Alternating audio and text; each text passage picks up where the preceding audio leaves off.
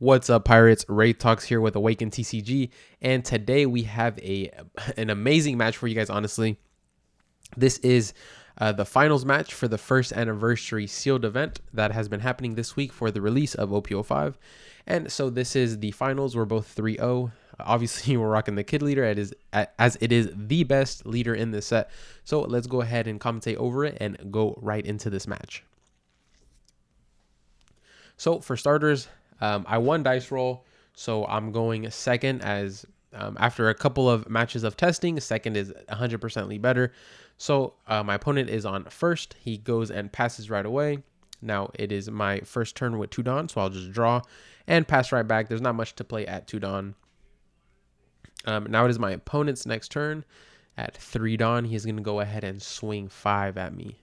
Now, usually if you have, your next 2 turns kind of already planned out, it's not a bad idea to block because it's a 5K swing. But this set has Gadatsu.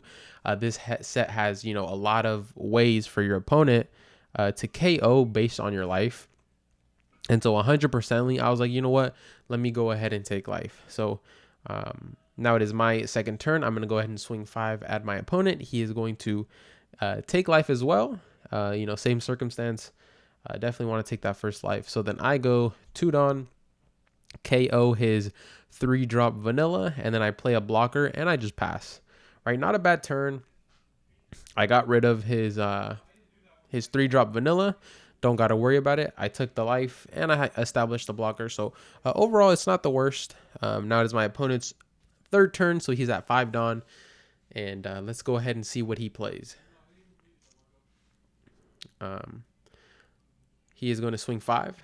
Yep, start always with 5. You never want your opponent to trigger something. There are a couple cards here where if you trigger, you can definitely do some damage with. So I just give him a 1K counter, which is totally fine.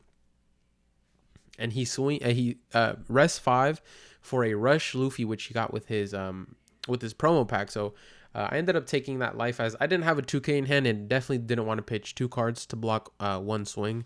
I could have blocked, but I decided to keep it up. You never know.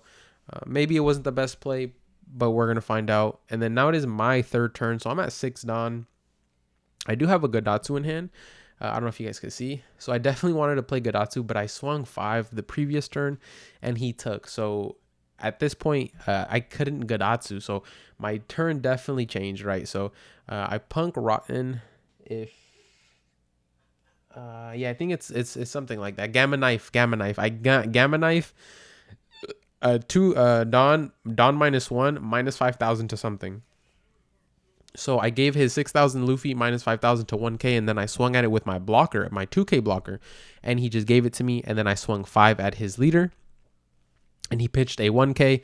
The reason I didn't swing my 5K into his Luffy and kept my blocker up was the fact that I still wanted a pressure life, right? So, swinging 2K at his 1K Luffy made it to where he would either have to give me double the counter or he was just going to have to let it go and still trash a card to protect life. And then he has a Borsalino, a crucial card. He swings 5 at my blocker, and he Borsalino bottom decks my 4-drop blocker that I just played. And so that was very, very brutal. Now it is my turn at 7 Dawn because I Dawn -1. I swing 5, he blocks out, and I play a 7-drop kid. So now it's my turn to use the card that I got from my promo. So this is the 7-drop blocker kid that... Dawn X1 when at the end of your turn restand, right? So you attach 1, you swing 8, and then it restands on your opponent's turn, and it is a blocker, 7,000 original power. And so now definitely not in the worst spot, but also not the greatest spot either. So my opponent is definitely ahead, I would say. He has a bigger body and he is up 1 life on me. Obviously he did swing first, but he's been blocking out my 5K swings, me not being able to swing for higher Dawn because I've been playing on curve, which kind of sucks. He's been able to keep life on me.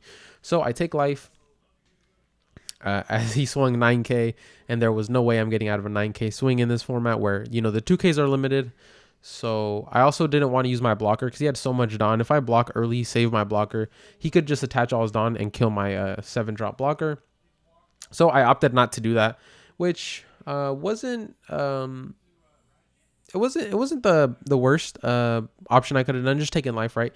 And then he ends up and he goes 10 at my lead. So at this point, I'm in hot water. I'm like, uh-oh, I cannot go down to 0 life or I lose this match.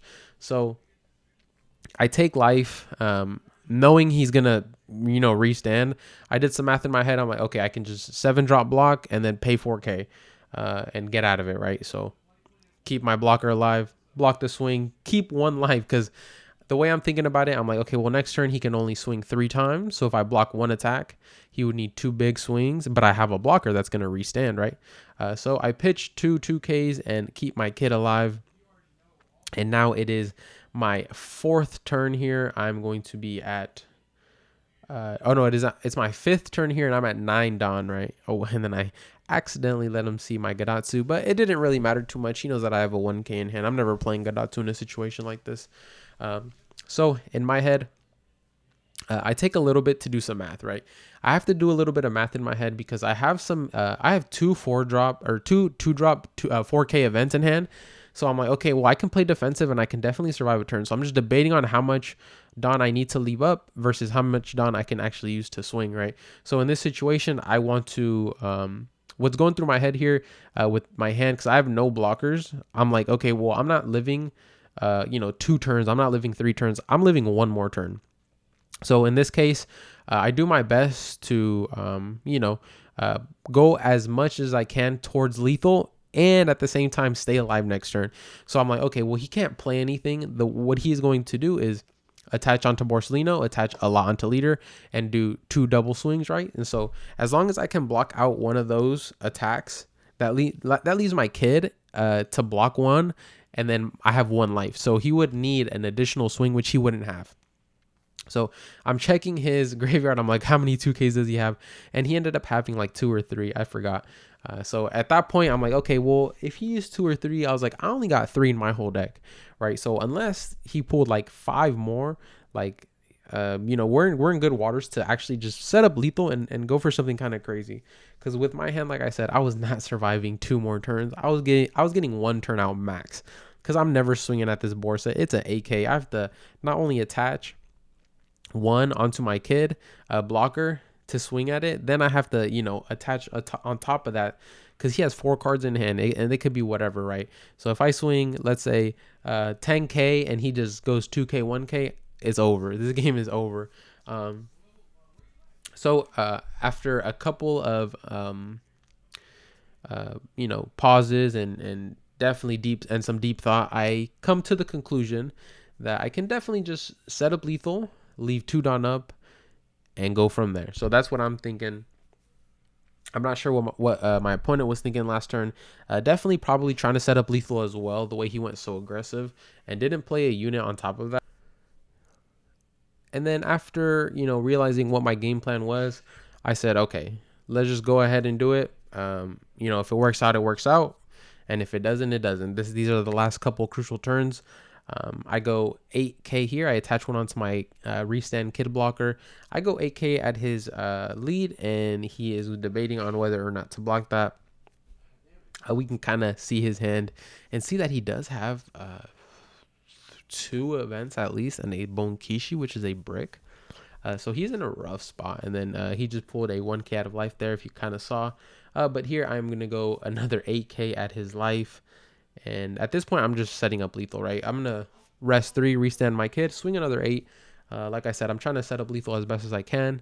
And then he takes life again. And then I'm in perfect position here to go for lethal. And I know for a fact that I can live for another turn, right? So I'm definitely, at this point right here, I'm like, okay, perfect. I'm like, he has to have blockers. He has to have more than 2 blockers in order to have a chance at winning this match, because if he doesn't, I'm swinging 2 times really aggressively. And, just it's bad news for him, right? So I have a 2-drop 4K event in hand for block, and I have, I think, about 3 or 4K worth of 1Ks in hand. And that's all I have in my hand, but I have 1 life, right? So my opponent is definitely trying his best to maneuver what he thinks is the right play, because he has 3 swings here and I only have 1 blocker, right? So at this point he's going 9K, and then he can give me 2 11Ks with his kid.